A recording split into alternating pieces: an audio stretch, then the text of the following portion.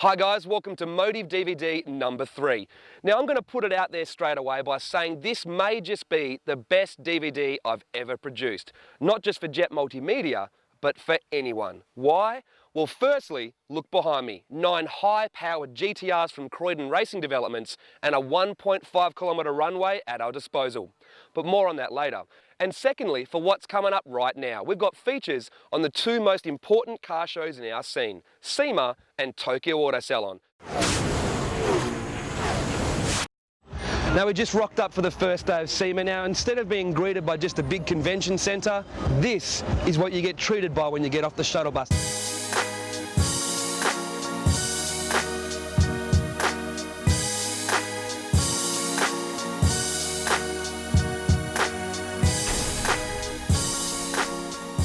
Make no mistake, SEMA is still the world's biggest and best modified car show.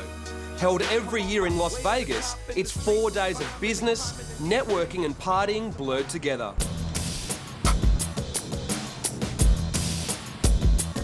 It showcases all the latest and greatest products and is only open to the industry. And this is where many deals are sealed. The best thing about it for us is that it brings in the cream of the crop of import modified cars and models.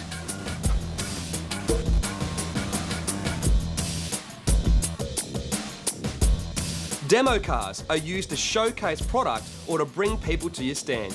A lot of big names take it pretty seriously. Now, every year at SEMA, the guys from Toyo Tires America put on an awesome display with some mad cars, and this year they haven't disappointed. R35 GTR, Evo 10, they've got the Bentley concept car behind us as well, and of course, all of their flagship tyres on display. Now, every year at SEMA, there's always a hero car that you have to have on your stand if you want to be the man. And this year, it's Nissan's R35 GTR. It's only recently gone on sale in North America, and if you haven't got one on your stand at SEMA, well, you really are just nowhere. We must have counted over 20 modified new GTRs at SEMA.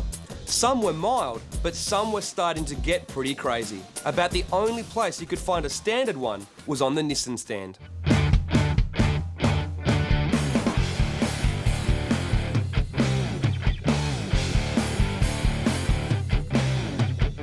Let's take a look at what you consider the top GTR at the show.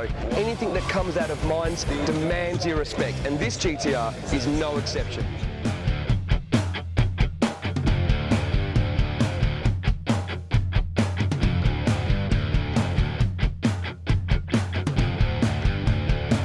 Although overshadowed by the GTR, there were still plenty of tough Evo 10s and new STIs about. Carbon fibre specialist Sabon hit the spot though, with one of each on their stand. Time Attack was the biggest influence for the all-wheel drive turbo brigade, and there were some tasty examples.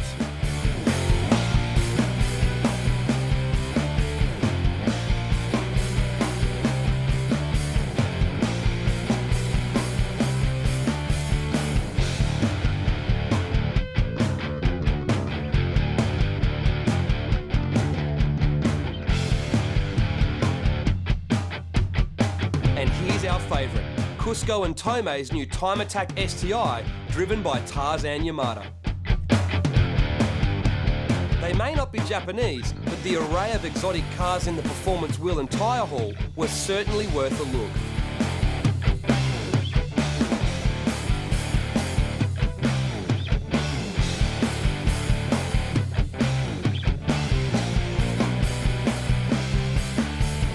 If you really want to stand out amongst the exotics, this is what you need to do it. The Lamborghini Reventon, only 20 produced in the world. This is as rare as it pretty much can get.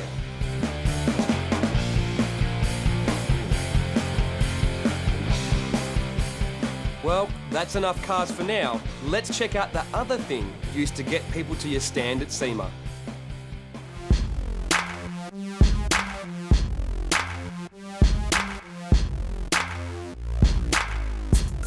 About 3 in the morning, got girls, got chicks, so we holdin'. Better believe your boy be on it. Oh, we get it on. It's about 3 in the morning, got girls, got chicks, so we holdin'. Better believe your boy be on it. SEMA is used by many companies to launch new products and sometimes new cars. Honda did their thing, but the show was stolen by Hyundai, who released their new Genesis Coupe and sedan. Even better, they were already modified.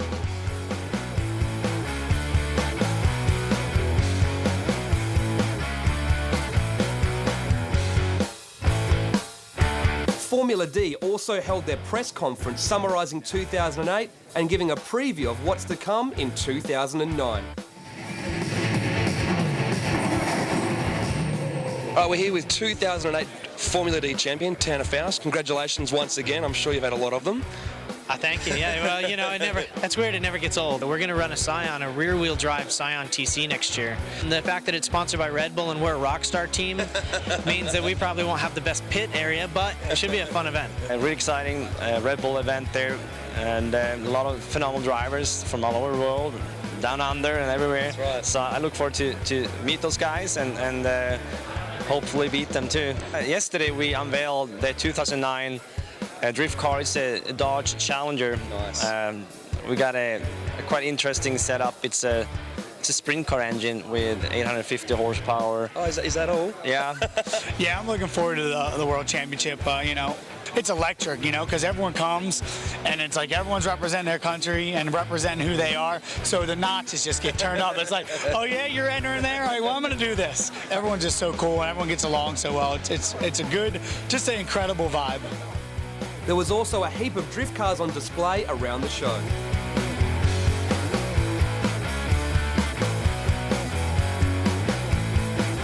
There were so many traders to check out, it's hard to know where to start. So, we'll start at home base.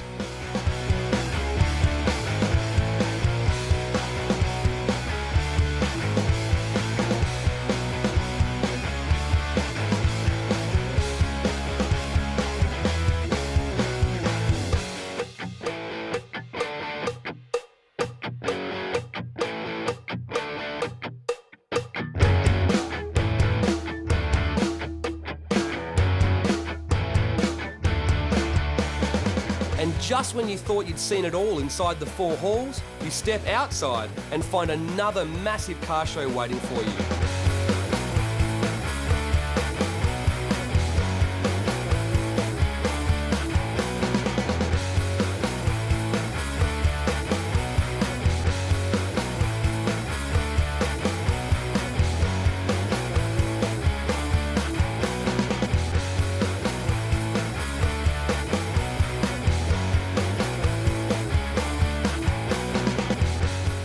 For more information on SEMA and how to get your pass, head to semashow.com.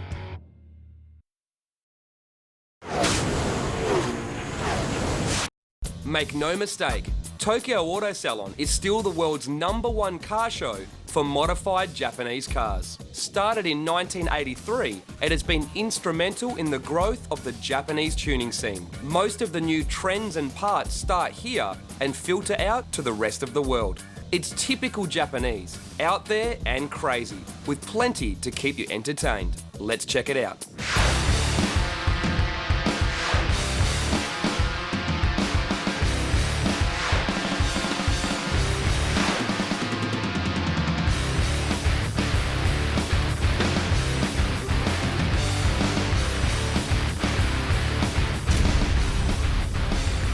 Coming into the event car park, it hits you straight away just how big the event is. Well, we're finally here. We're in the car park for Tokyo Auto Salon 2009. Now, I've actually never been to Tokyo Auto Salon before. Been to all the other world's greatest car shows, but not this one. And I've heard rumours that the car park has some better cars than a lot of other car shows. And based on some of the things I'm seeing, it's certainly true. Check this out. This R33 is pretty hardcore. Check out the old school GTR badge, carbon everything, big aero on the front. Ride height's not an issue in Japan. They don't have speed humps at all. All the insides stripped out, bride seats. Check out the wing on the back. Good offset, BBS wheels, big endless brakes. This thing is pretty hardcore. Check this out, 3 hardcore Evos together. Now, we're dying to get inside. We've already been distracted outside for a good solid 20, 25 minutes. And this is the type of stuff we're seeing in the car park. So you can imagine just how good it's going to be inside. Time to go. Friday is media day, allowing easy access to the event and stuff inside. But Saturday is packed hard. Over 100,000 people line up at over 4 entrances before the event even opens. It's times like this you thank your lucky stars you have a VIP pass to skip all the lines. From the top level you can see just how big it is. But hang on, that's only one of 4 halls, a power stage and an outside drifting area. Once again, we're glad we came on the media day as there is way too much to see in just one day. So where to start? Well, firstly, let's just enjoy some of the best modified cars in the world.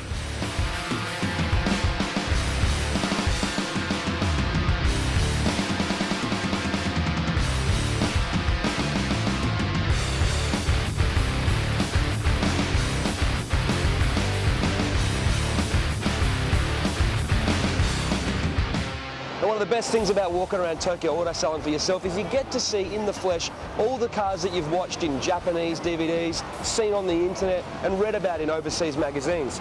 Cars like this, the MCR R34, the one that was the master of the Touge.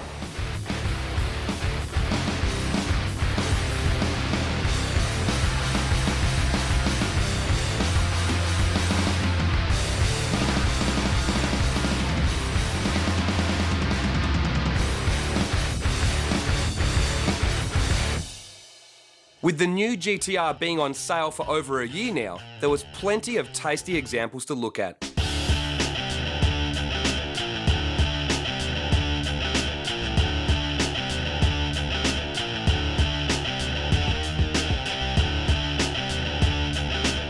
Now we checked out this car at SEMA 2008, but you still can't help and stop and take a look and bask in the glory that is the Mines new GTR. There was also a heap of Super GT race cars on display around the show.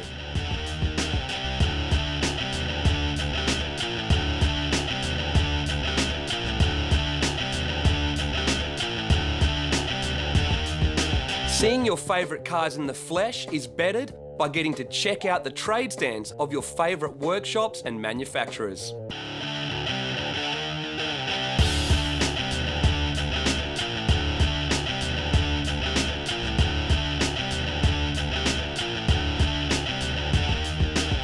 Now, Tokyo Auto Salon just wouldn't be complete without Tuning God's top secret. Now, this year, a highly modified twin-turbo Porsche. They've got their V12 twin-turbo mental 400km/h Supra, a new GTR as well. Nothing too new this year, but nothing less than the best from the God's top secret. We're here on the Power Enterprise stand, and these guys have decided that turbocharging alone is so yesterday. So they've gone for a new combo, supercharger and turbocharger. Now, it's been done in the past, but these guys are really trying to take it to the next level for cars that have the ultimate in response. Now, if you thought a supercharged and turbocharged S15 was crazy, we can go a little bit one better with Power Enterprise. How about a twin supercharged as well as the twin turbos new GTR? Now, the Nismo stand is definitely one of the first places you have to visit. Now, the 350Z GT500 car and the new GTR GT500 car are definitely worth the look, but the big news is, with the launch of the new 370Z, Nismo already has parts lined up for it and a demo car here on display. It may have only been just released, but Nismo weren't the only ones with the new 370Z on their stand.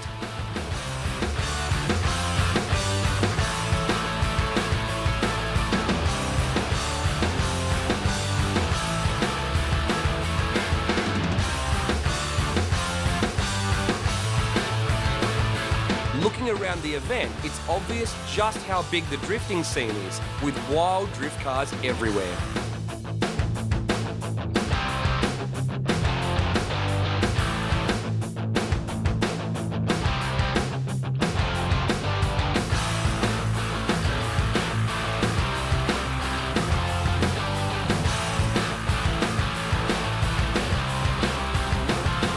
There was a heap of drift specialty trade stands, including Origin, Y Square, D-Max and Yashio Factory, just to name a few.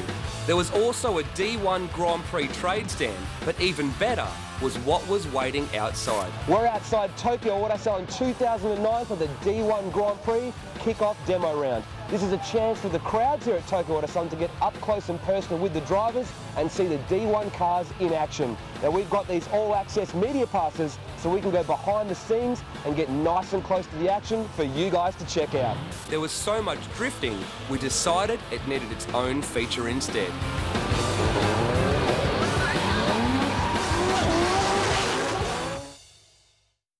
The girls are also another big part of Tokyo Auto Salon.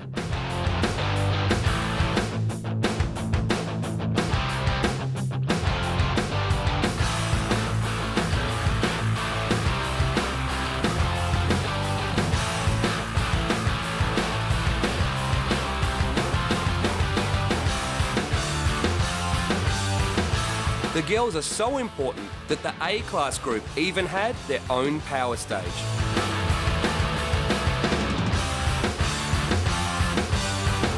The photographers can get pretty crazy. Many of them are only here to check out the girls. Best to steer clear of some of these crowds.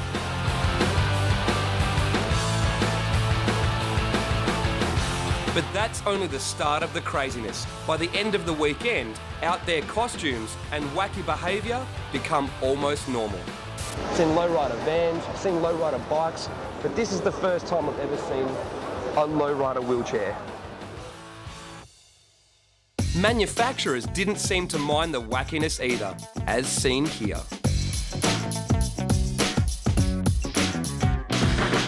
It got even weirder with this guy on the Toyota stand.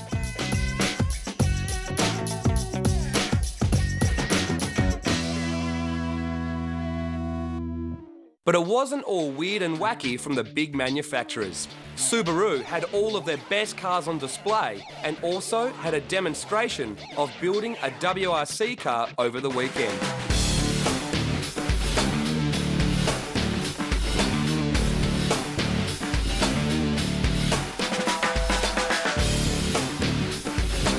Toyo and Nitto tyres both had massive stands with all of their tyre lineup on display.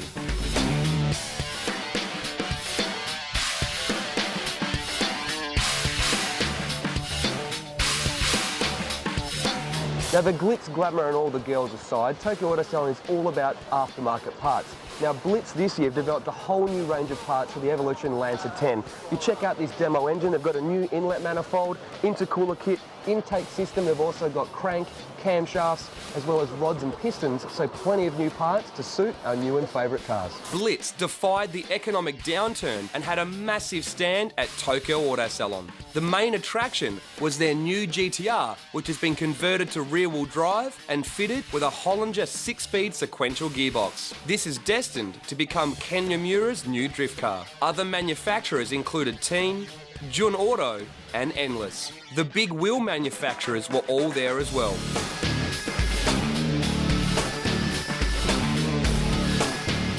Now it's not a totally new concept, but people have only been dabbling it up until now, but Wed Sports have released their new dry carbon wheel range here at Tokyo Auto Salon.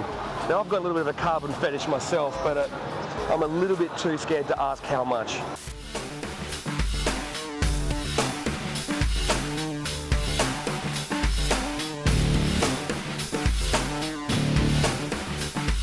Making your car stand out at Tokyo Auto Salon is no easy feat. Many push it too far, but some get it just right. Now these guys Nats, by the looks of things, what they like to do is turn little K-Class cars into something else, or basically turn any car to look like something else. So this seems to be a Suzuki Cappuccino turned into a little bit of a mini GTR replica. So not only is it half the car, it's got half the engine as well. Some people go retro to stand out, with plenty of old school cars sporting modern technology, like this Skyline with an RB26, and this DR30 with an SR20. Some people modify the cars so far from standard, it's hard to tell what the original car was. This started life as a 350Z. But it's all in the name of moving the scene forward, and for some, it's all about chasing the biggest prize of them all. Car of the show at Tokyo Auto Salon. This takes more than a body kit and wheels. The car needs to be the complete package and must show innovation and help move the tuning scene into the future. Top Secret have done it with their V12 Supra, and Ari Amamiya have been there before, and we're looking to go there again. Now, the name Ari Amamiya needs no introduction to rotary fans. They really are the top dog when it comes to rotary tuning. They also have this habit of reinventing the FD RX-7 pretty much every year. The car's been around for over 15 years, but it still has a completely modern look, and the guys at Ari Amamiya know how to make it look even crazier. Check out what is probably going to be the craziest car at the 2009 Tokyo Auto Salon. Now, this car would have to be another contender for car of the show this year. It's the Mugen NSX RR Concept. Basically, if Honda had built this car from factory, it definitely would have been a real supercar competitor. Massive 335 tyres on the back. The wide body kit is unreal. Extra power, the hood scoop, all the aero on this thing, and massive brakes. This is how you truly finish off a modified car. The Mugen NSX RR Concept was more like a whole new car than a modified one. It is complete in every way, and the quality is beyond OEM manufacturers. This is how the NSX should have ended up. It wasn't the only dropper on their stand. Check out the carbon-clad Mugen Civic. All that carbon ain't for show either, as they've managed to get the weight down to 1,095 kilos, or under 2,500 pounds, all while still retaining a full interior. The engine components laid out show why the bored and stroked K20A now makes 260 horsepower, making for one very quick machine. But neither of the Mugen or the Ari Amamiya RX-7 showstoppers would take the top gong. Maybe it's because the NSX, Civic and RX-7 have been around for a while. Maybe it's time to play with the new breed of cars. So in the end, the top gong went to Power Enterprise with their twin supercharged GTR. One thing's for sure, Tokyo Auto Salon and the Japanese car scene is still going strong. If you want to check out next year's event with full VIP access, join the D-Sport Tokyo Auto Salon Tour. For more information, head to dsportmag.com. Croydon Racing Developments are one of the longest established and leading automotive aftermarket and tuning shops in Australia. They have a reputation for building massively powerful and record-setting road and race cars, including the world's fastest Silvia Devilish.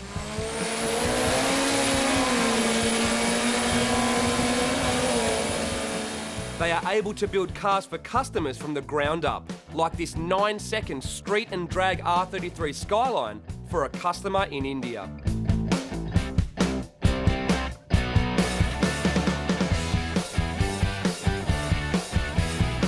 They are Australian distributors for Jun and Nitto performance parts, just to name a few, and can get in any performance part you need.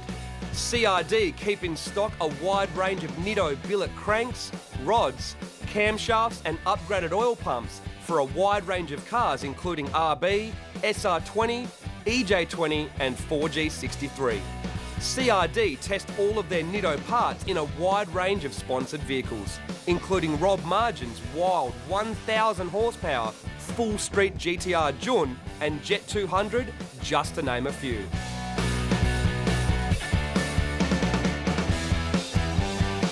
With a four-wheel drive dyno, in-house engine building room, highly trained staff and one of Australia's best tuners, Jim Suvis, CRD are able to build anything to suit your motorsport and budget, from street to mild to wild.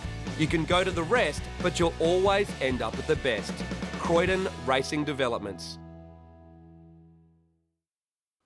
Now, I'm certainly not going to choose a winner between those two. Now, thanks to our partnership with D-Sport Magazine in the US and the fact that we also produce D-Sport DVD, we've got so much good content from Japan and America that we literally can't fit it all into Motive DVD. So, what we've done is put together a special edition Motive DVD for all the extra content from Japan and America just for the fans. Now, it won't be available from newsagents, it's only available from our website, www.motivedvd.com.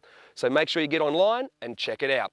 Well, now it's time to head back to Australia with a project car feature on Jet 200. We check out the Sydney cruising scene and we catch up with Luke Fink once again, this time at Power Cruise Darwin.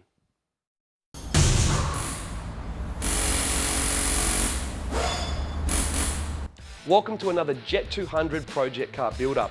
Now in our last episode you saw the car inside the booth at Custom King. Now this time you get to see the finished result. Now Hussein didn't just paint the car, he flow coated it as well, so the exterior has come out perfect. Now inside the car we used the underbody on the floor as well as in the boot, so we had a tough durable surface, but we did paint the rest of it gloss, so the inside looks unreal. Now the House of Colour Galaxy Grey came out exactly what we thought. It's an awesome colour. So this car might be a time attack machine, but it also has a show level quality finish. Now it may not look like a whole lot's happened since our last episode, but we still have been working on the car. We've removed all of the undercarriage from the S14 and we're waiting for suspension parts to arrive, and we're going to be modifying the front and rear subframes to change the suspension geometry to better suit time attack. We've also been stockpiling a whole bunch of parts over the last 12 months as well.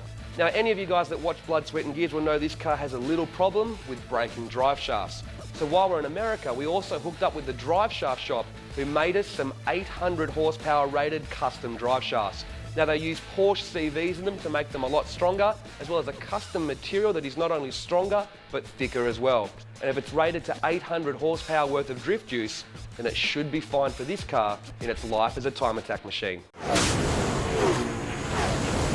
Now when building a time attack car, one of the most important things is weight.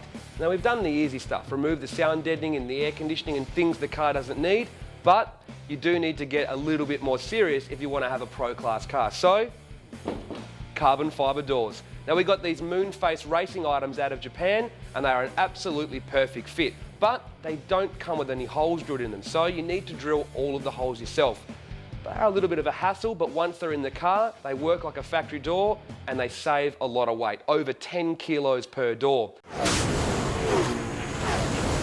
Now most of our viewers will know about this, our S13 drift cars.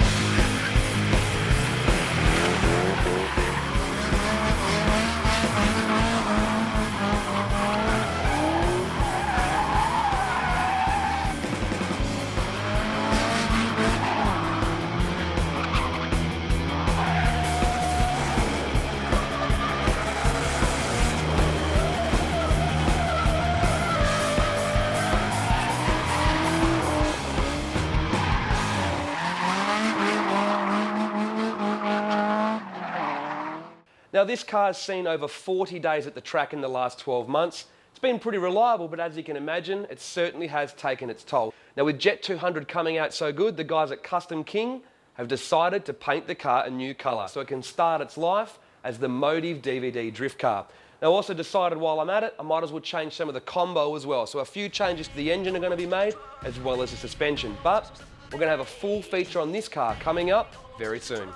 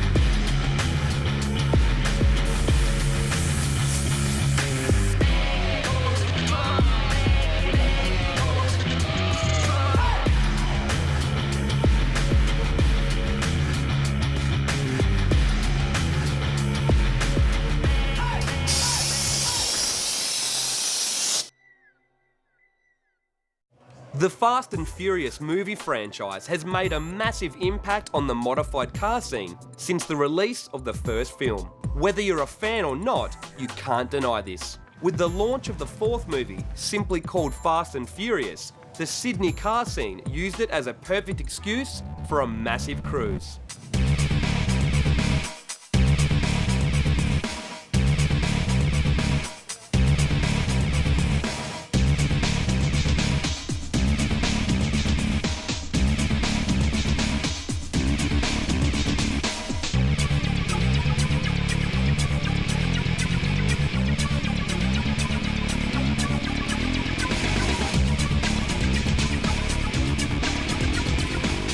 Even before the gates were opened, the line was backed up down the street, round the corner and down to the highway.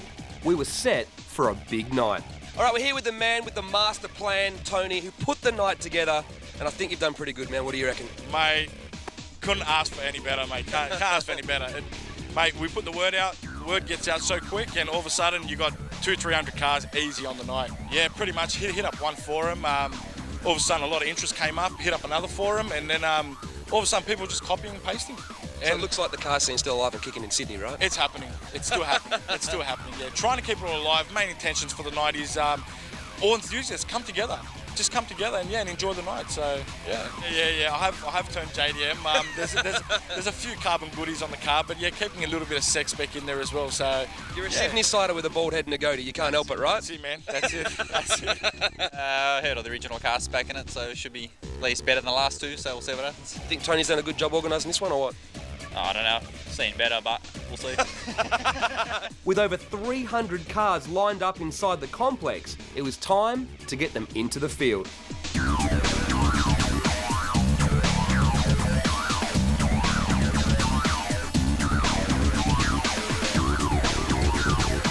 Mate, I'm seeing you drive this car more than Muhammad or anyone else who has ever been around this thing. I'm starting to think you own it. Nah, I just drive it. All right, it's now 10 past 8. They've let in the 315 cars that were already lined up inside the vicinity. They've already filled up one of the fields, but if you look behind us, the queue still goes all the way down the road, outside and nearly down to the highway. I think some people are going to get a bit upset when they're not allowed in because this place is packed. Once people were all parked up, it was a good chance to get a feed, hang out and check out some of the cars.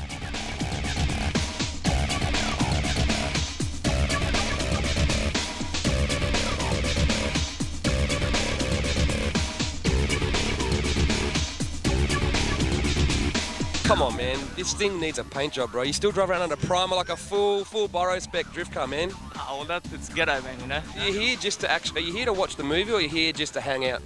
Well, I've already seen the movie, so nah, both. A bit of both, you know? Mingle, man, catch up with mates, you know? You've met a chick today and brought her out on your first date Yep. to this. Yep. She's actually over there thinking, is he getting me a drink or has he just run away from me? He also told me you've never been around cars, nothing. You're fully green to the whole car scene thing. Is that right? I'm just not interested, that's all.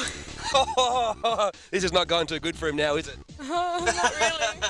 I'm thinking you get a little bit of attention in this thing, right? Just a bit. Good or bad? Good. Always Thought so. good. Yeah, always good. How could you not smile when you see that come past, man? That thing's awesome. So Everyone always does. It's a great head turner.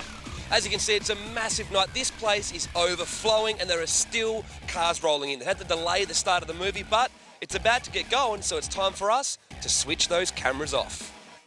Here at Motive DVD, we know that modifying cars is what motivates you. But sometimes, choosing the base model car to start with isn't easy. While we were in America, we got to test out every new Japanese performance car on the market for the D Sport magazine Driving Sport Special. Each car was piloted around the track, down the quarter mile, and strapped onto the dyno to get true performance figures. There's also features on the best rear-wheel drive, front-wheel drive, and all-wheel drive. And we got to test drive and drift the new Hyundai Genesis. And as an added bonus, there is the D Sport 2009 S2000 Challenge, where we got to test out 5 different S2000 forced induction kits on cars, all sporting the same support mods. This meant we really got to see what difference the turbocharger or supercharger kit makes to Honda's most popular sports car. 90 minutes of all your favourite new cars and much more on the one DVD for only $14.95. The DVD is only available online from our website, motivedvd.com.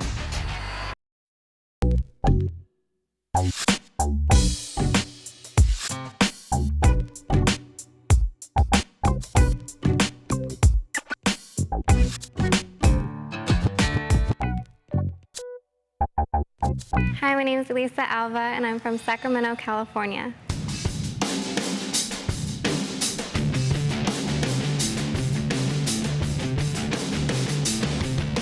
I'm mixed with Mexican and Chinese. My mom is Mexican and my dad's Chinese.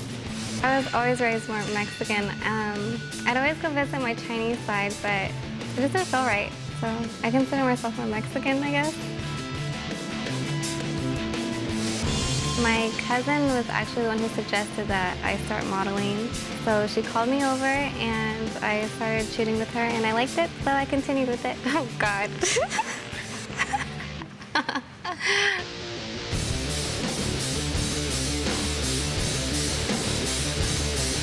Definitely the shoot today was the highlight of my modeling experience. Last weekend I went to my first Hot Import night in LA. It was really cool. I worked at the Cutie Court booth just with a bunch of models, and we were selling our pictures and taking pictures with photographers, meeting a lot of people, networking, of course. That's cool. I haven't actually had a chance to travel, but I'm hoping with modeling that I will have the opportunity to travel more. But my goals probably are to go to Mexico and Hong Kong, because I mean, that's like where my family's from, so that'd be really cool. Yes, I am a fan of cars, but honestly, I'm not really into imports. I like muscle cars, old school, like lowriders and stuff like that.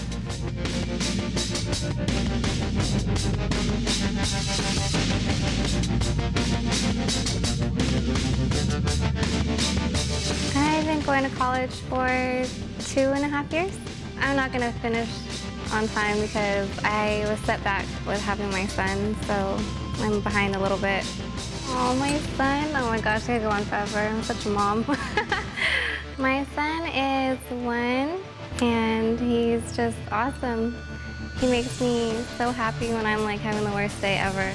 I mean, I couldn't imagine my life without him. I think I lost so much weight after having a baby because I slept all the time and I didn't even have time to eat. So that could have been it. My figure, I don't do anything but eat. All I do is eat.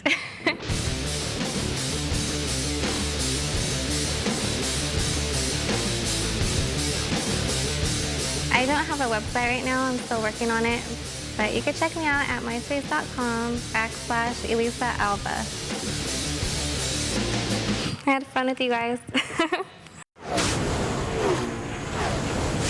Now, I don't know who's stalking who here. I don't know if I'm following Luke or if Luke's following me around, but You're following me. I'm following you? Well, this is the 3rd Power Cruise in a row for 2009 that Luke Fink's been at. Now, tell me, what's the story behind this one? I like doing skids.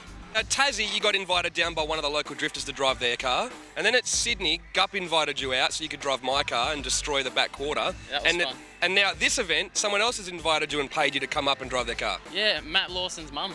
Let's see here, he's sponsored by mum. She sponsored me as well. Yeah, I'm just going to go have some fun in the demos and go and do some cruise laps and stir up some V8s.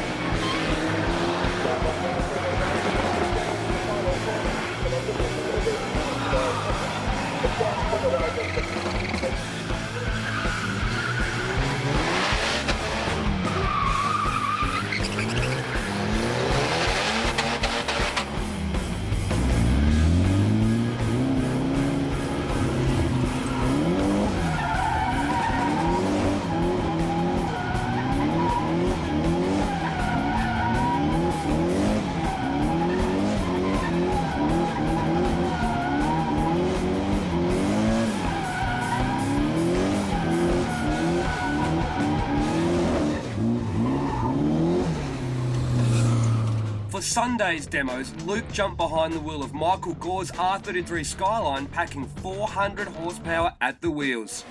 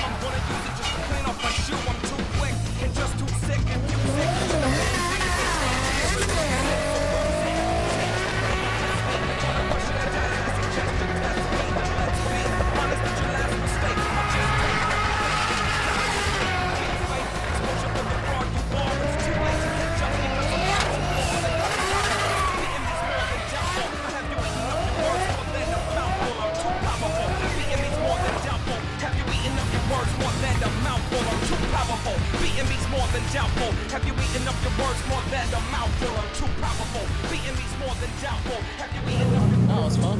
It was really fun. Project D is Australia's leading drift school. Owned by internationally renowned Drift Australia driver Fernando Wheel, Project D puts you in the hot seat of a fully prepped drift car under the instruction of professional drivers. The one fee includes the track hire, tyres, fuel and food, and if you break it, you don't have to fix it, making it excellent value for money. It's perfect for someone wanting to give drifting a try or learn the basics before risking their own car. Or you can just come down for some fun and experience what sliding is all about.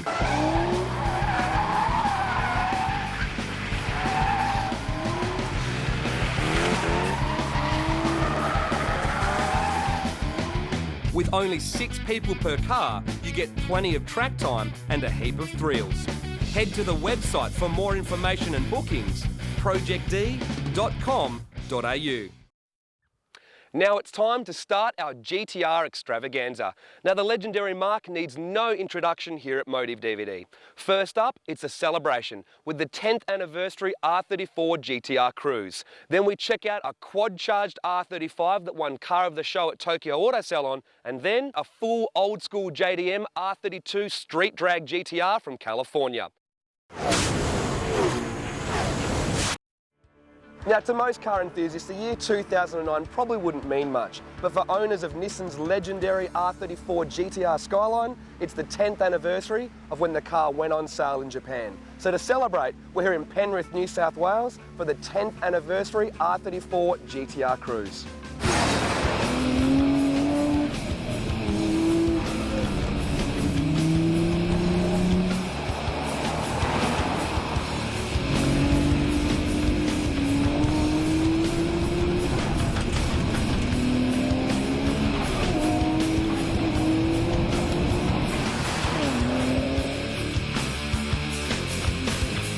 The idea to put on the 10th anniversary charity cruise was started by Terry Yep, who himself owns a very tidy black R34 GTR. With the strength of the Skylines Australia forums, the event was highly anticipated. Now the cruise is open to all types and models of Skylines. We've got plenty of 32 and 33 GTRs, as well as 34 GTTs. But the main attraction is obviously the 34 GTR, and today's event has brought out the best examples in Sydney. The meeting point rapidly became filled with Skylines and what would have to be one of the largest gatherings of R34 GTRs we've ever seen. With everyone signed in and charity donations made, it was time for the cruise to Mount Wilson to begin.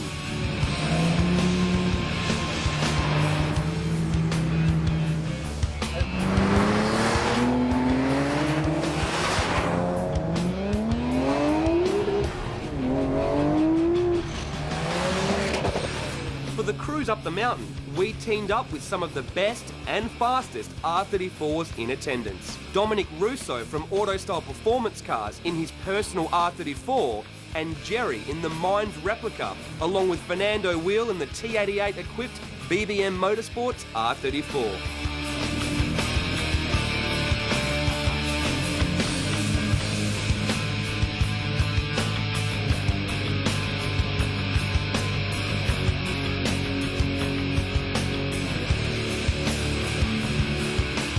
For us, the cruise started normal enough.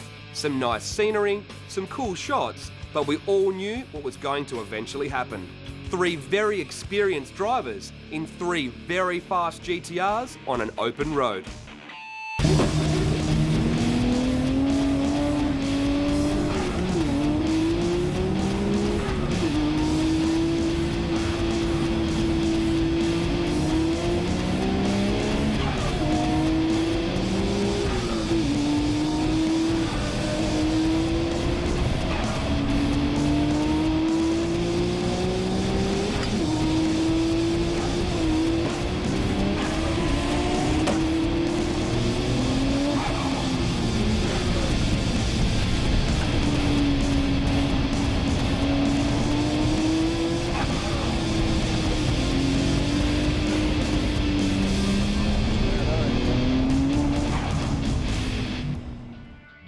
After a missed turn-off and some fun detours, we found our way to the Mount Wilson meetup. row.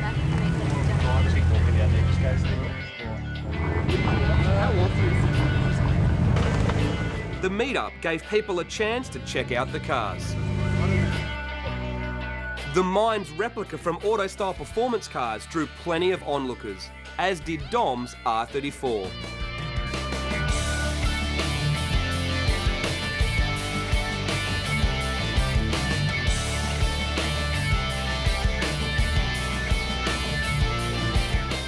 The Trust T88 in the BBM Motorsports R34 did all the talking. The Envy Imports and Dyno R34 wasn't shy in the engine bay either, with a big single turbo and all the fruit. A T78 on this R34 also got people's attention. We also stumbled across this R34 GTT that seemed tame enough on the outside, but a built RB30 26 engine with Turbonetics turbo under the hood showed its satanic intentions.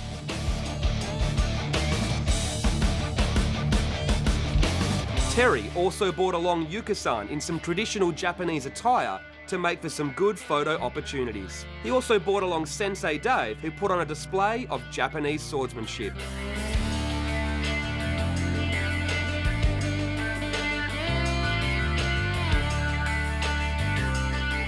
All this combined with the autumn background gave the event a very authentic feel.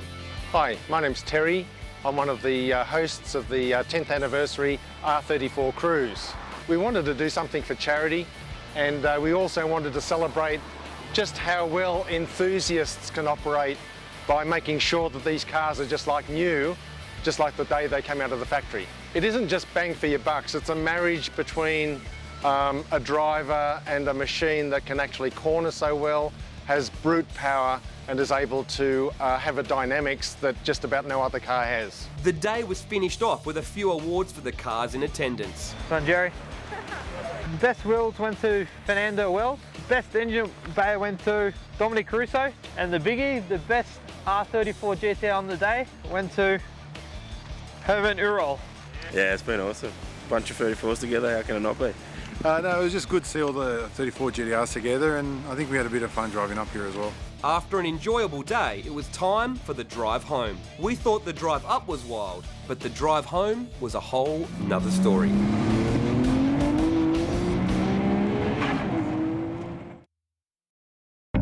Tokyo Auto Salon is the pinnacle of the Japanese tuning scene. Looking at the outside of the new GTR from Power Enterprise, you would wonder how such a stock-looking car could take out the award, but it hides a special secret under the hood. Let's get straight to the point. The Power Enterprise GTR is supercharged and turbocharged.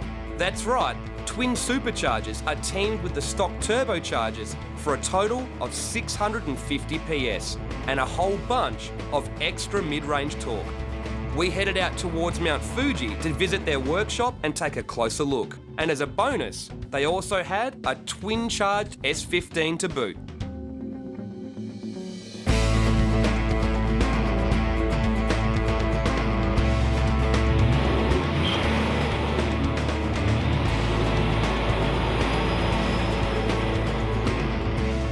Two mental Nissans combined with some Japanese open highways could only lead to one thing.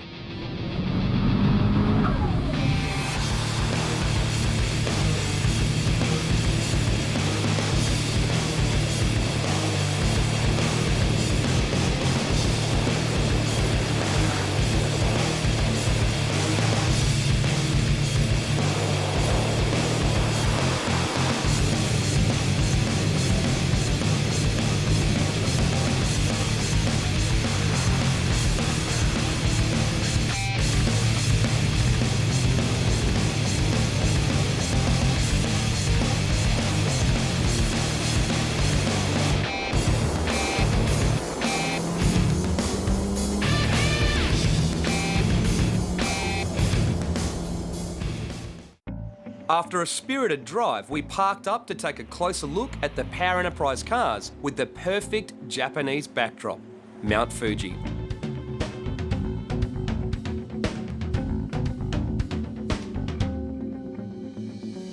Hi, Power Enterprise Development Manager. My name is Makoto Ono.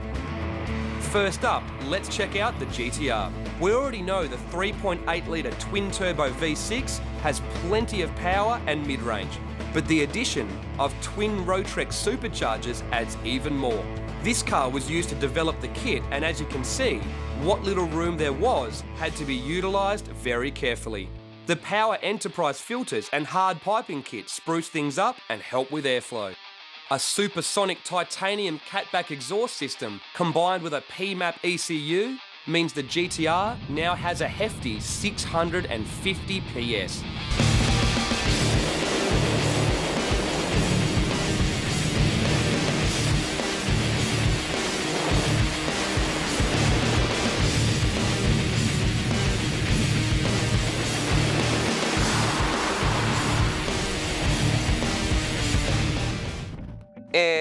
まずですね、この車を製作する上で、難しかったことはですね、やはりスーパーチャージャーをレイアウト、置く場所ですね、できれば、綺麗に見せたかったものですから、左右対称で、同じように、見せたかったというところがやっぱり難しかったです。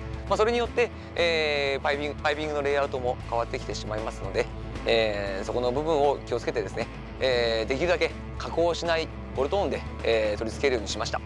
それともう一つ、やはり GTR のコンピューターですね、純正の、コンピューターの解析、いかにこの4チャージャーで、制御するかといったところが、一番難しかったです。There was no need to mess with the interior as it's perfect from factory. And stepping back, the only changes are Advan 20-inch wheels and Power Enterprise vinyls listing the range of mods to the cars. It also utilises a prototype set of fully adjustable coilovers. It may not have massive amounts of mods, but the GTR doesn't exactly need many. Its unique and innovative mods is what made it take the top gong at Tokyo Auto Salon. 今回ですね、2009年東京オートサロンで、最優秀賞を受賞しました。率直に、最高に、嬉しいです。パワーエンタープライズの社員が、一丸となってですね、この賞を成功させたと、言っても過言ではないと思います。今後ですね、より一層、お客様にフィードバックできるように、商品展開を、頑張っていきたいと思います。But this whole twin charge thing isn't new to Power Enterprise. They've been there before with this S15 Silvia.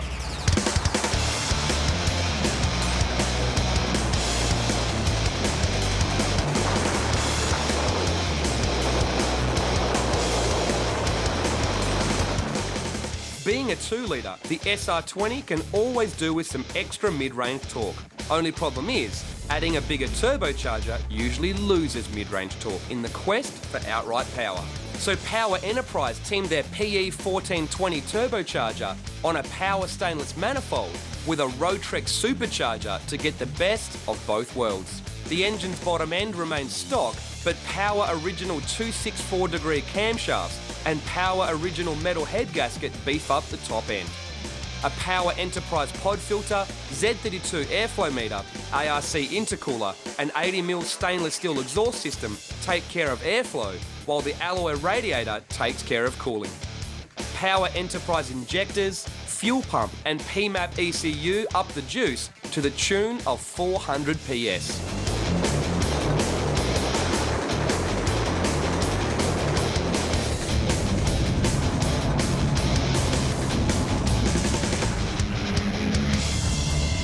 Being a bit more basic to begin with, the S15 needed some more modifying to be the complete package. The drivetrain now houses an Exedy clutch and Nismo two-way diff, and the suspension is upgraded with top-shelf Olin coilovers. Inside, Bride seats and Defi gauges do their thing, along with the custom dash. The classic Vertex front bar and Ing side skirts and front fenders, combined with 3-spoke 18-inch Advan wheels, carbon mirrors, hood and wing, add some toughness to the smooth lines of the S15.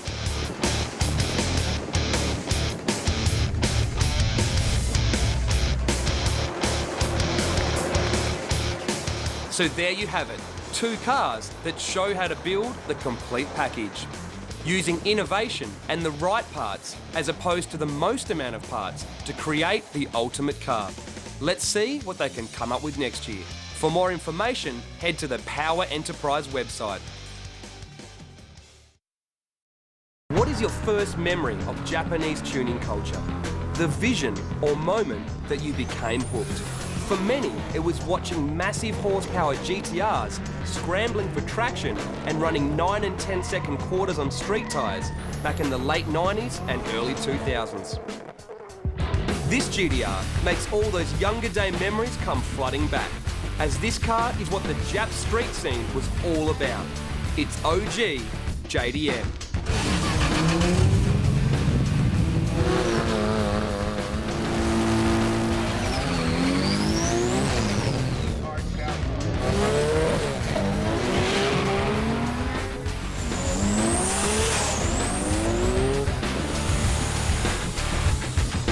Just looking at it, you'd guess that it was built in Japan, and you'd be right. The car was built by Aki Fujigami, owner of Garage Bomber, almost 10 years ago, but it now resides in Southern California. I owned a tuning shop in Japan before, about 9 years ago. Then I did a 10 years tuning shop. Then I built lots of GTR, and some cars in the UK or some cars here. This weekend, hopefully 9 second middle. Then try to switch the tires next year, maybe. Then try to 8 seconds car. So what is it about this GTR that makes it look so right? You can't really put your finger on it. It just looks so purposeful, so aggressive. It all starts with a Greddy body kit, headlight duct, a Jun-vented hood and veil side mirrors. The car was slightly widened and stitch welded before it was sprayed in House of Colour Chameleon. We've seen this paint on many a tacky show car, but on this car, it looks unreal. But it's the little things that make it look so right. The holes cut out in the front bar, the hood and trunk pins, the twin exit exhaust, and we love the Boost Lee number plates. The look is set off by the 17 by 9.5 inch Volk TE37s wrapped in BF Goodrich drag radials. Inside them are Brembo F50 brakes, and the stance is set right by HKS Hypermax drag coilovers. There's also a host of adjustable arms to help get the geometry correct. Inside it's all business. Stripped, caged, race seat and harness keep Aki safe, or the Greddy gauges keep him informed. The wiring's all been redone, and there's a HKS torque split controller, drag controller and a line lock kit for you know what.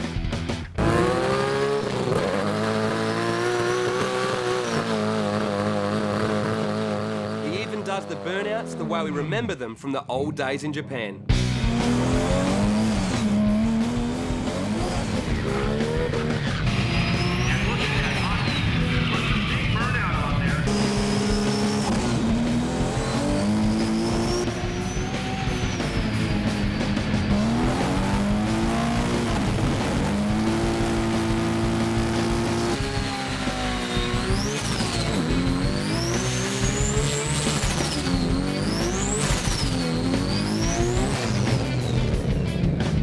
Those burnouts serve a purpose, to warm the tyres and let the car do this.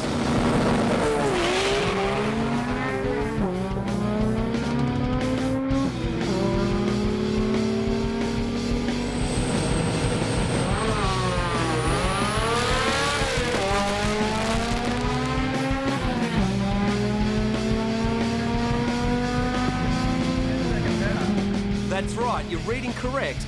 This GTR runs 9s on radial tyres with no nitrous and in a car that isn't that far removed from a road car. That's what the GTR is all about. So what's underneath? It's all quite simple really. The fully built RB26 with all Tomei internals is still 2.6 litres but revs beyond 9,000 RPM. Rest assured there's plenty of tricks and secrets inside to keep it together as it makes 900 horsepower with boost only, supplied by the HKS T51R SPL turbo kit. It dumps into a Garage Bomber custom exhaust and blows through a Greddy intercooler and 100mm throttle body into the modified Group A intake manifold, which now houses 12 550cc injectors. They're fed by 3 Bosch fuel pumps and are controlled by the HKS FCON V Pro ECU. Power is channelled through a HKS triple plate clutch and 6-speed dog box to the Tomei rear diff and Cusco front. The combination doesn't seem that crazy, but it sure does work, and the car is awesome to watch. So less talk and more action.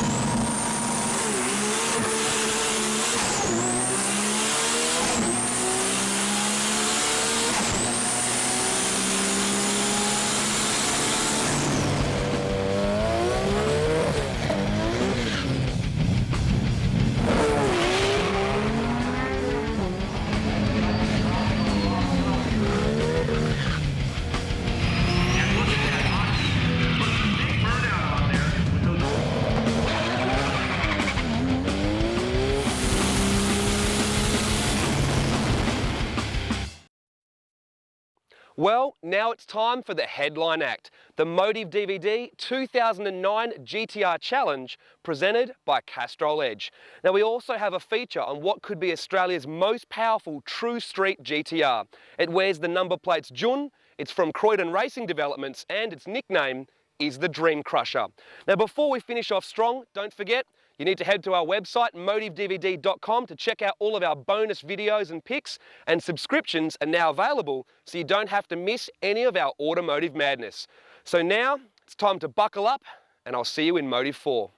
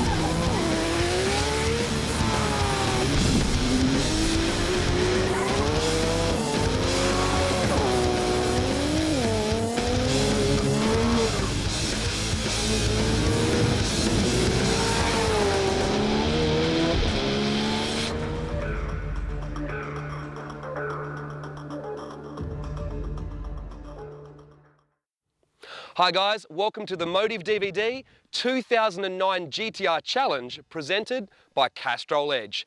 Now when the Nissan Skyline GTR first hit the scene, it dominated Group A touring cars around the world. But once the tuner scene got hold of it, it developed a whole new reputation for massive horsepower, huge top speeds, and blindingly fast quarter-mile times.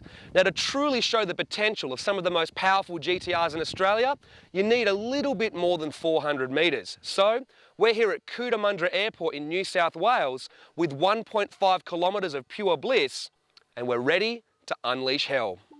Now when we wanted to get together a bunch of tough GTRs, we only needed to make one phone call to our friends at Croydon Racing Developments. They have built and tuned some of the fastest, most powerful and toughest Nissan Skyline GTRs in Australia for both drag, circuit and street use.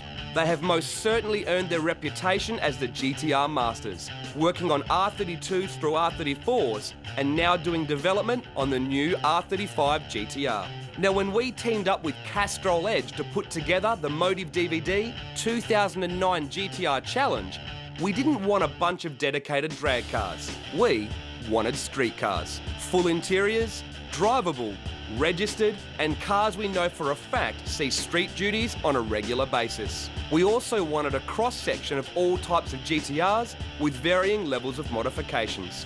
So the guys from CID went through their customer base and got together some of the best examples. The plan, to test their quarter-mile times, and with some, their 0 to 100 and 0 to 200 km/h times. The location, Cootamundra Airport in New South Wales. Racer Industries supplied us with one of their DriftBox GPS performance meters, which amongst G-force and lap times, can also measure any acceleration times the user wishes to pre-program. So with all of our GTRs on the tarmac, let's check them out and see how fast they are. We started at the lower end of the horsepower spectrum and worked our way up from mild to wild. The first cab off the rank is Rob's daily driver, an R34 M-Spec NER. It came from factory with an N1 engine, and the only tweaks are a trussed exhaust and cooler, as well as a HKS F-Con Pro V and EVC5, helping it make 325 kilowatts at the wheels.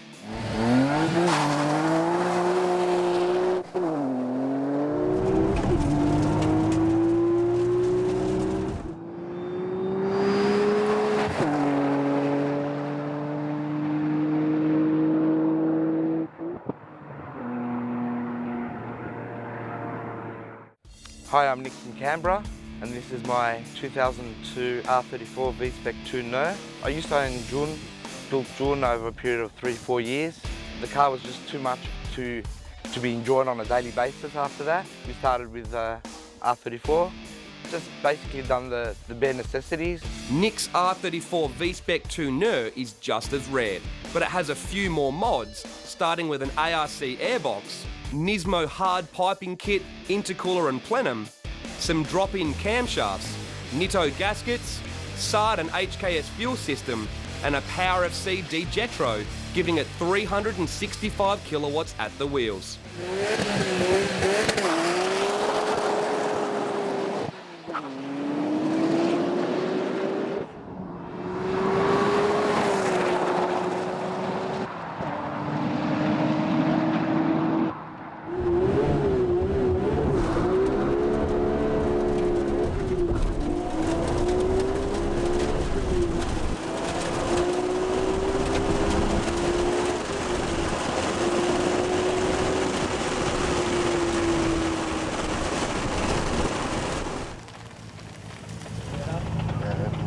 One at 188. Croydon Racing Developments also brought along a stock Australian delivered new GTR to use as a comparison, as they are now offering performance upgrades for the R35.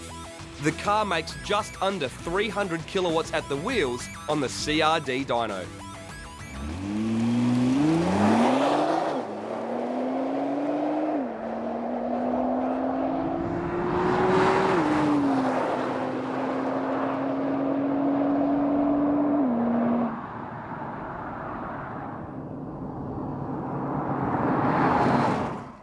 The guys at CRD recently fitted one of their customers' cars with a full HKS 570 kit, which includes intercooler piping, blow-off valves, exhaust, boost controller and pressure release computer, giving the car 365 kilowatts at the treads.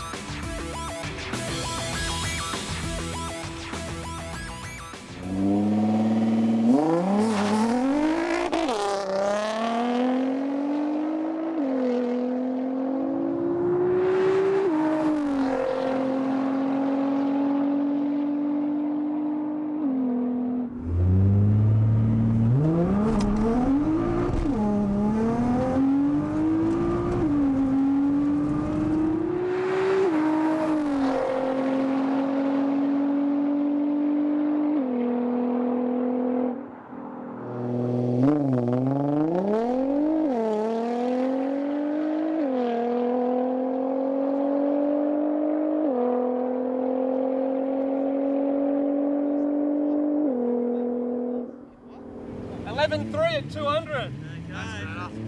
That's better there. You can see that the kit most certainly works, with the car being both quicker and faster. Now it's time to step it up and get serious. What's up? My name's Matty. This is my R32 GTR with 420 kilowatts at the wheels. It's a 2.6 with a T78 turbo.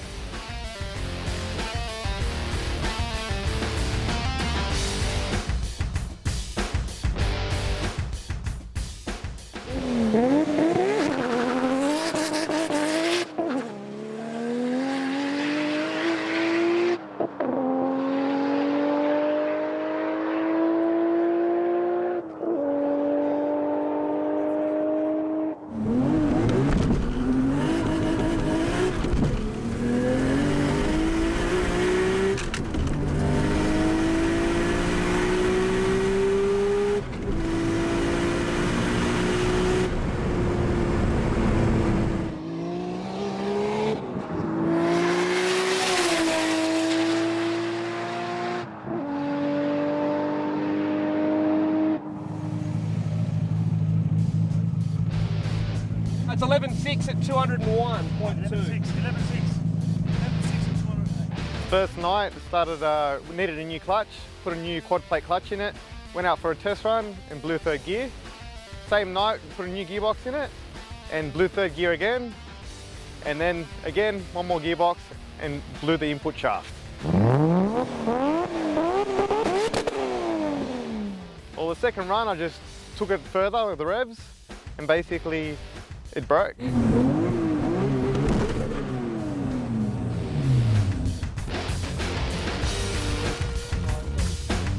With Matty out, our next big single turbo contender was Omar's R34 M-Spec, sporting a Jun 2.7 litre stroker kit, CRD race head, Jun camshafts and plenum, HKS T04Z turbo kit, Apex Power FC and OS Geekin quad plate clutch.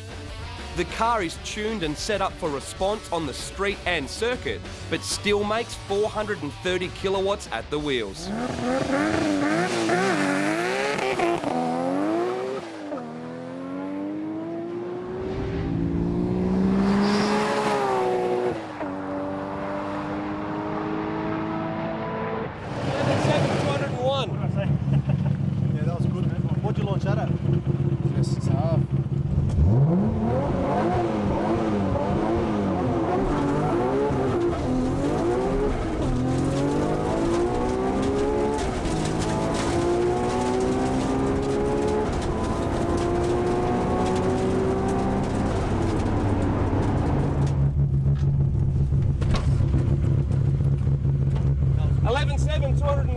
That's better, okay, that was good.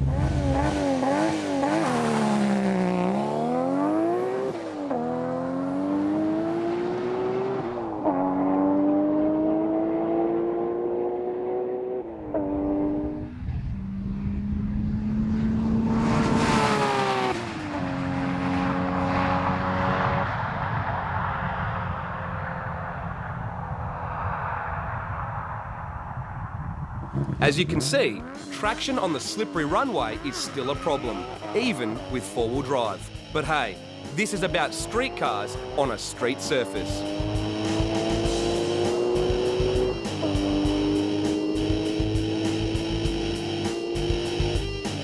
Hi, I'm Michael from Canberra, and this is my R33 GTR. It's a standard 2.6 litre with forged pistons and forged rods. It's got a CRD race head on it with a T88 GK hanging off the side of it. It makes roughly a bit over 500 kilowatts at all four wheels. It makes all its power on 98 pump fuel. Yes, I do drive around in Canberra, not that often, but it does come out on the street. And yes, it is very drivable on the street with that kind of power.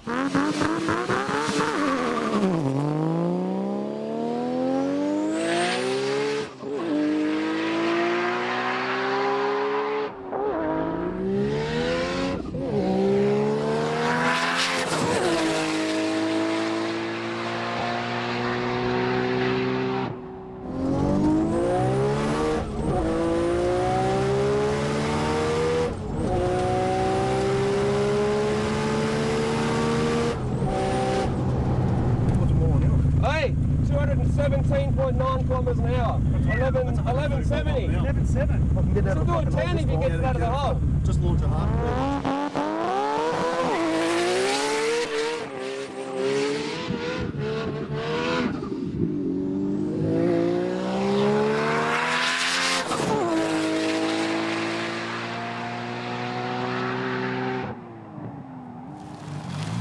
How's that?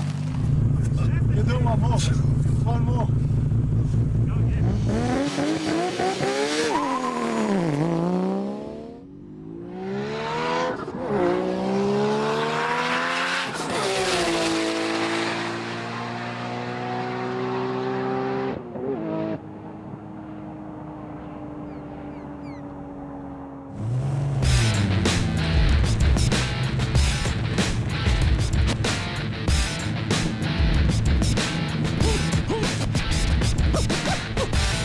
Now it's time for our top two contenders, Auto Style Performance Cars Fiume and Robert Marjan's Jun.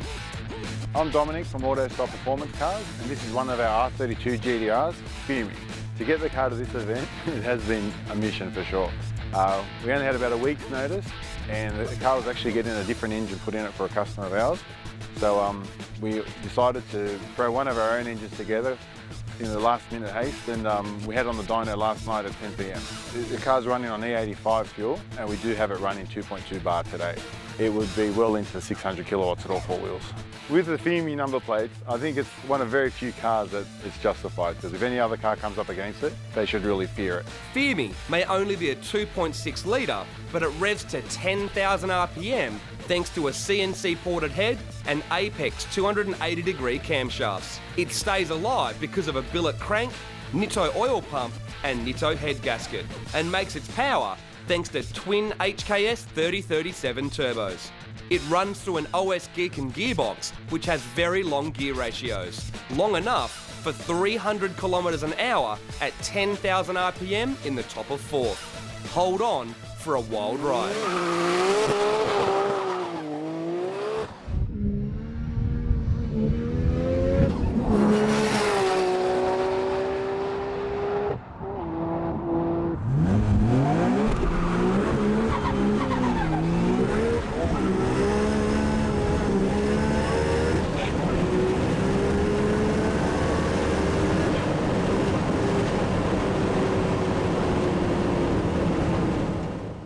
Jerry, just tell him to make up his mind which side he wants to run on, instead of going left and right.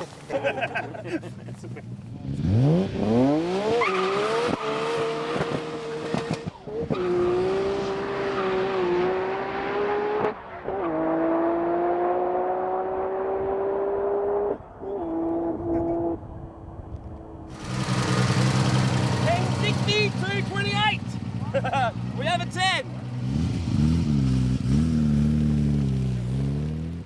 There's not a lot of traction out there, and it just wheel spins all the way. I can't believe how far the car's actually wheel spinning. But yeah, a lot of fun, definitely a handful. Robert Marjan's R32 Jun was up next. With a Nitto 2.7 litre stroker kit, Croydon custom race head, HKS T62R turbo, and over 600 kilowatts at the wheels, passing through an OS Geekin sequential gearbox with CRD custom drag suspension, it was set to be quick. All lined up and ready to go, over 1,000 engine horsepower didn't make its way to the ground, instead snapping some drive shafts. The boys from CRD came prepared though, fitting up some spares in no time so Jun could get back out.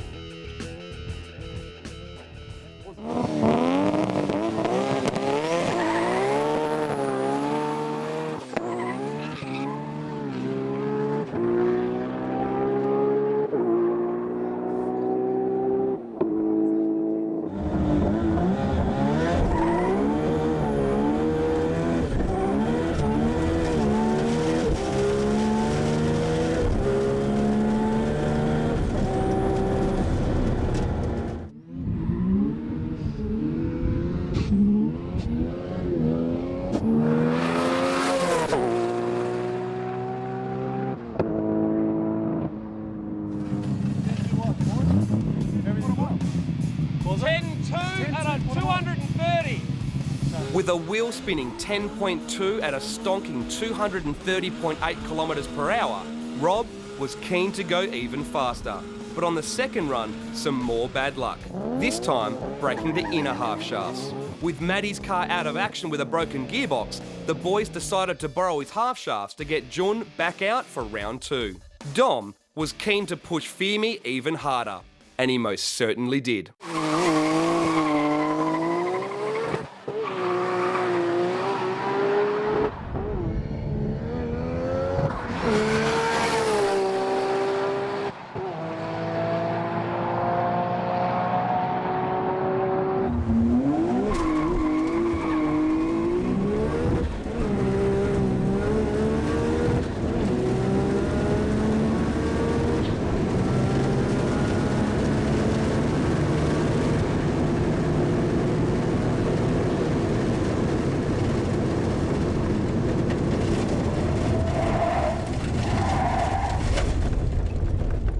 After a near miss, Dom recorded a 10.5 at 234 kilometres per hour and a 0 to 800 metre time of 16 seconds at 270 kilometres per hour. Those speeds could explain the inability to pull up in time. With the half shafts replaced, Jun was primed for action.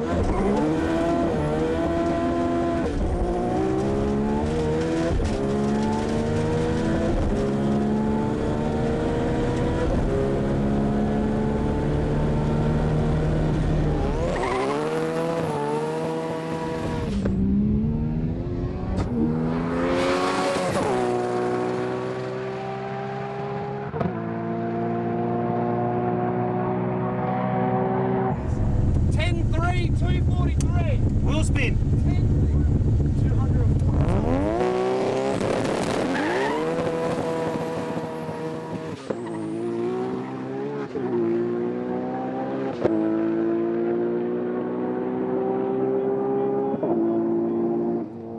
Rob was able to lay down a 10 flat at 243 kilometres per hour. That's 150 miles per hour for all you old school drag racers.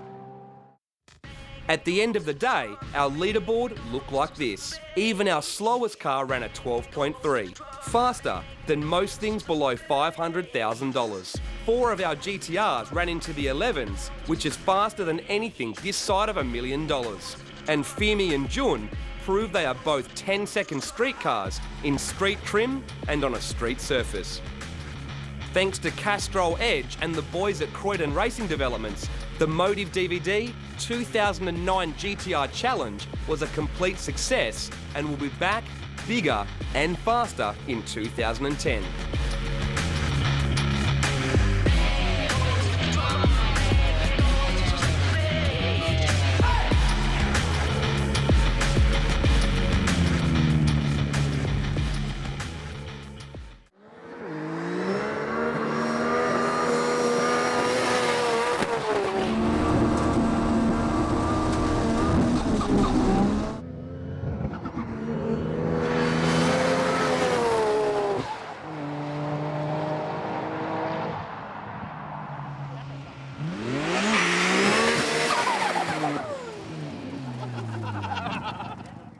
Mad DVD. Oh, yeah. Huh? This is going to be, I think, one of the better ones ever seen.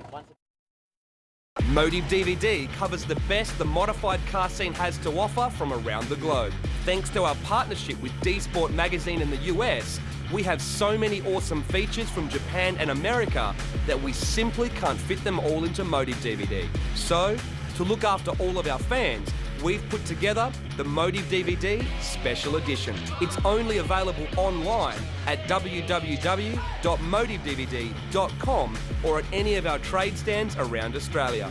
The first Motiv DVD Special Edition has nearly 2 hours of unseen features from Japan and the USA, including the D1 GP demo round held at Tokyo Auto Salon.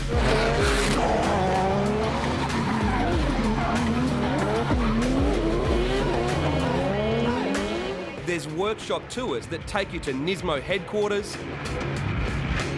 Yashio factory, Spoon Sports, Cockpit, Midori Seibi Centre,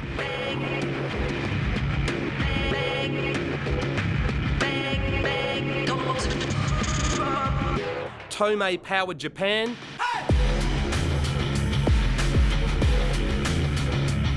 Cornies, and Unlimited Works. We also hit Fuji Raceway for some drifting.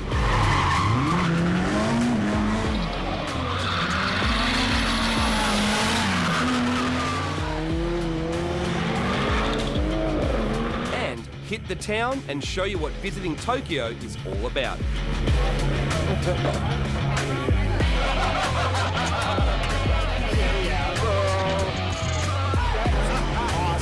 In the US, things get a little crazy with the Gumball Rally, Need for Speed launch in Hollywood, the Nisei Week Car Show,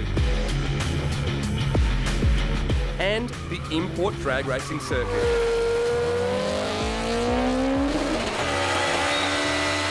For all you GTR fans, we got to test drive the new GTR and compare it to the R34.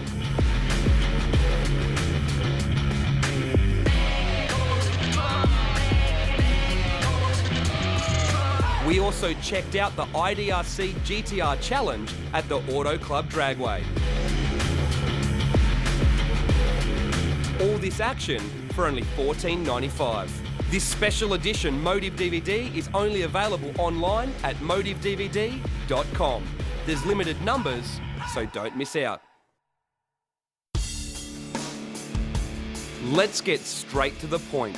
This GTR makes over 780 horsepower at the wheels on pump gas, over 850 horsepower on race gas, and over 930 horsepower at the wheels with a small hit of nitrous. Do whatever calculations you want, that's well over 1,000 genuine horsepower at the engine. And it's in a full-bodied car with a complete interior, stereo, air conditioning, and a registration label. Now, before you make any wrong assumptions, yes, it does get driven on the street, and yes, it can use the power. Watch.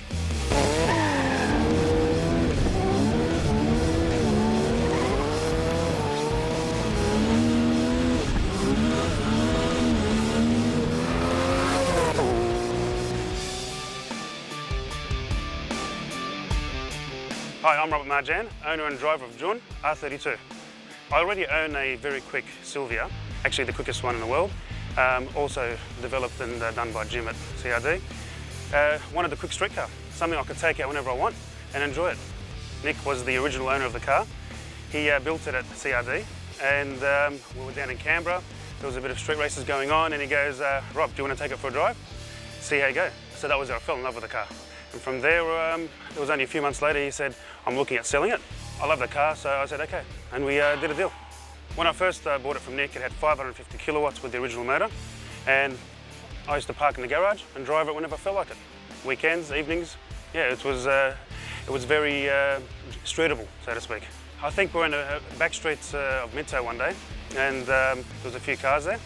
And after the event, I think we crushed everyone's dreams. So that's where the name came from. The boys picked up on it.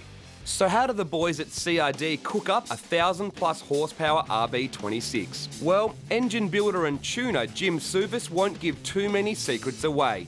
But we can tell you it has a full Nitto 2.7 litre stroker kit, Nitto oil pump and drag head gasket, and a CRD custom ported race head. The valve train specs are a bit hush-hush, but rest assured it has no problem revving well past 10,000 RPM and is very, very angry.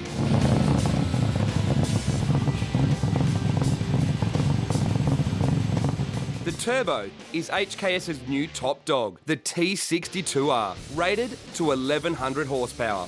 And the truss drag intercooler, Jun Plenum, and 5-inch exhaust help make the most of it. 1,650cc injectors and 3 Bosch pumps supply the juice, and the nitrous system helps give a bit of extra kick. Everything's controlled by the Motec M800, and there's a Motec CDI in there with split-fire coil packs. As I said back then when I bought the car from Nick, it had a Jun motor, hence the number plates. The motor now is a full Nitto stroker, Nitto race head gasket, and Nitto oil pump. Since there, we put a new bigger turbo, bigger exhaust system. We've got the 5-inch running now, T62. We've got 640 kilowatts, okay, on race fuel, and I think 580 kilowatts at the wheels on pump gas. As far as I'm aware, it's the first car that they've had at that power level. They've got plenty of cars out there with Nitto, with the Nitto strokers and other Nitto parts. Okay, but at the power level, it's been perfect. It's gone through rigorous testing, okay, and trumps, beautiful. It hasn't missed a beat. Now the plans for the car is to remain a street car, no cage. We do want to take it to the track, Western Sydney. We have one crack at it, so we'll give it everything it's got and see what we come out with. An OS Geekin sequential 6-speed gearbox, quad plate clutch, and mechanical front and rear diffs put the power to the ground. AP 6-piston front and 4-piston rear brakes make sure Jun can pull up after a run, and they are found inside 17-inch R33 GTR rims, which are wrapped in Mickey Thompson ET streets at the rear and Nitto NT 555s at the front. The interior is very basic, with just Nismo gauges and a Motec mini dash and shift light. As tough as Jun looks, the only exterior mods are the clear indicators, Ganador mirrors and carbon front lip. At the airport, what I found was traction was down. On the street it's much better. The first two runs I had, first, second and third gear, full on wheel spin, couldn't get it to grip, into fourth gear, and that's when it started going. I think with a better surface we'll be well deep into the nines, definitely.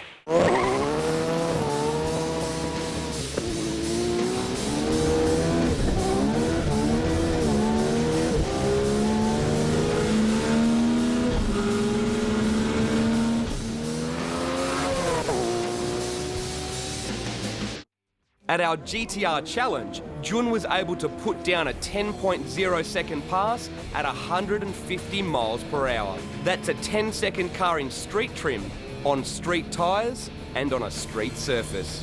Even scarier is the 3.1 second 0 to 100 time, and Jun hit 200 kilometres per hour from rest in 7.3 seconds. Now, to put that into perspective, Rob's daily driven 500 horsepower R34 does the quarter mile in 12.3 seconds at 118 miles per hour and reaches 200 kilometres an hour in 14.5 seconds. That's right, Jun hits 200 kilometres an hour from rest in half the time of a 500 horsepower R34 GTR. We use performance figures from Motor Magazine as a comparison to some new cars. A stock Evo 10 takes 24.4 seconds. Australia's fastest saloon does 200 kilometres an hour in 18.5 seconds. A Lamborghini Gallardo does it in 12.5, and a Porsche GT2 takes 12 seconds flat. None of them any match for Jun. Not even close. Well, what about a Veyron? The Bugatti hits 100 kilometres an hour in 2.5 seconds with a perfect full traction launch. But after 7.3 seconds, Jun has taken the lead, beating the Veyron to 200 kilometres an hour. So there we have it. Jun is quicker than any production car money can buy. If anyone wants to prove it's wrong, feel free to put up the challenge.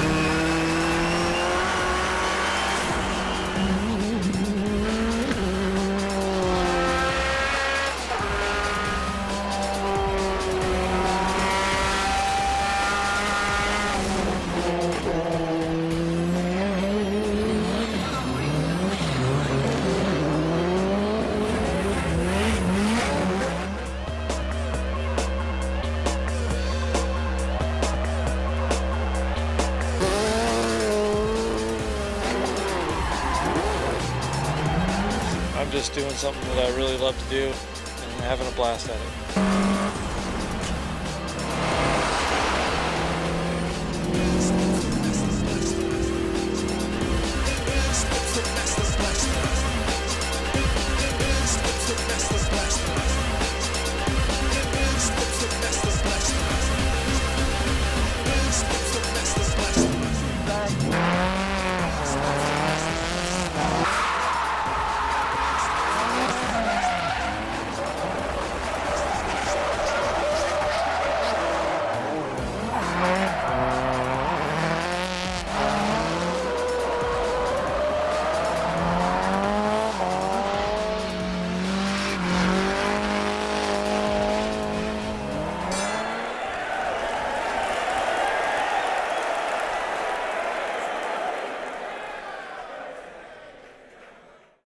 These guys have as much dedication to polishing their cars and looking as good as what Wen does, getting here nice and early to park on display for their own little mini car show.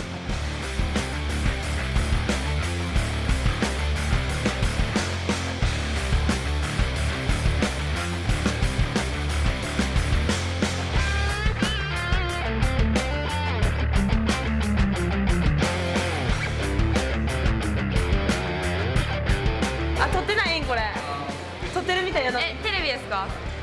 テレビ？ Watch TV。 TV。あ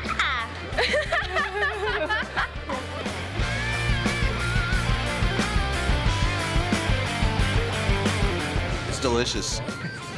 Take a look at that. Bacon, 2 pieces of sausage. America needs to take notes. This is the way to make an egg McMuffin. Jared! I love EK.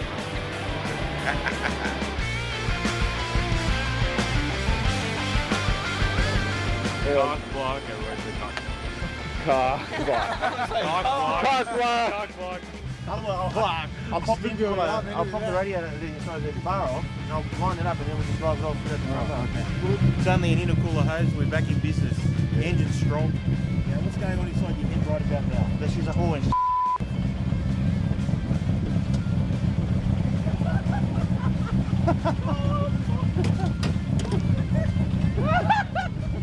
Feeling any better about it now, Jerry? Yeah. I'm breaking the ring. You're coming my way now. That looks like you've done that before. Came, he delivered. That is how Dom rolls. I'm going to go for a fourth and try and end up in the grass again, but I think Oh, yes, 200 k's wasn't enough, yeah. I didn't get the quarter mile on that one, but... Don't worry, it's still about 11 or 12.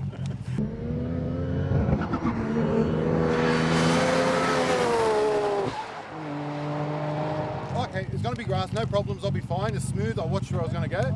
Got on the grass and took off. I said, geez, you picked up some speed, you bastard. I said, if this doesn't come around soon, I'm going to handbrake it, and I got it under control. So you went well off. Well off. Oh, well, I was also trying to keep it smooth as well. Like, I could have got all messy, because I went between, the things. I didn't want to collect the little things. I went in between them, and I went to miss some bumps, so I probably went a bit deeper just to keep it smooth. As your PR agent, you need to keep things PG, you know, you're on I did. It's just this oh, sorry. I mean, you've got to get that out of the vocabulary. All right.